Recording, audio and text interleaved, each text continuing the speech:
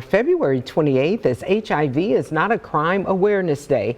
This Awareness Day is an opportunity to amplify the voices of those who have been criminalized based on their HIV status. The first step to knowing your status is testing. Across the pond in England this week is HIV Testing Week. Here in the U.S., HIV Testing Day is still a few months away, but you don't have to wait until the national day to be tested. There are organizations right here in mid-Michigan that offer testing every day. Joining us here now on First at 4 Focus is Client Services Coordinator Yushika Ellis from the Genesee County Wellness Center. And thank you so much, Yushika, for joining us today. Thank you for having me. Who would you say should be tested for HIV? Well, the CDC recommends that everyone between the ages of 13 and 64 should be tested for HIV at least once. However, testing for HIV should be an ongoing process that is maintained if the individual is putting themselves at risk for HIV because it is 100% preventable. And how is this test conducted?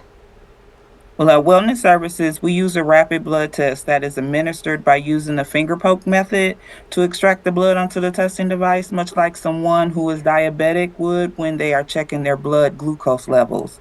The test takes about 20 minutes to run, and you get your results soon after the test is done. While the test is running during that 20-minute window, the test counselor provides a light counseling session to help answer any questions the individual may have and help guide their risk factors in ways that offer safer alternatives. And I know you mentioned risk in that first answer, but who is most at risk of contracting HIV? Oh, everyone who is sexually active is at risk when we don't take the time to talk to new and old partners about our sexual and drug use histories or disclose our HIV status, or if we don't use condoms with our partners. The risks are having vaginal or anal sex with someone who has a detectable viral load of HIV. The individual has been diagnosed with or treated for another sexually transmitted infection or hepatitis. The individual had more than one sex partner since their last HIV test. The individual had shared needles, syringes, or other drug injection equipment, unprotected anal sex, and if the individual has had sex with someone who has done any of the things I just stated, or if you don't know your partner's sexual history. Now, Yushika, if a person tests positive for the virus, what kinds of treatments are currently available for that? The treatment for HIV is called antiretroviral therapy, or ART. ART involves taking a combination of HIV medications on a regular schedule.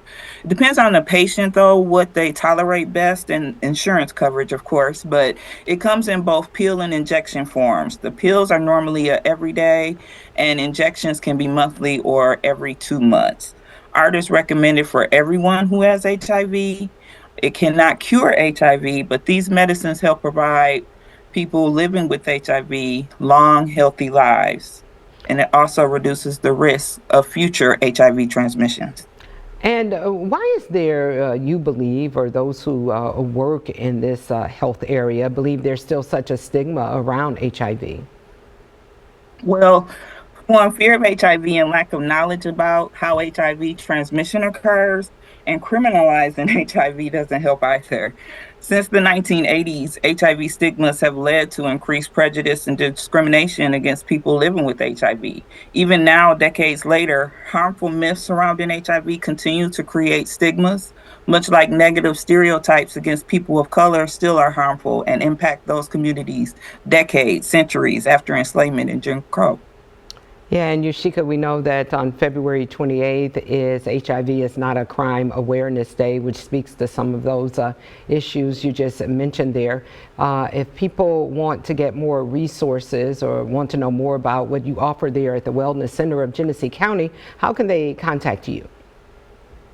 You can check us out on our Facebook pages or our website. All right. Our wellnessaids.org website has a lot of information and resources that you can be connected to through that, or check us out on Facebook. We have two locations in the Flint area, one on Pearson Road and one in downtown Flint. So that's how you can get in contact with us, basically.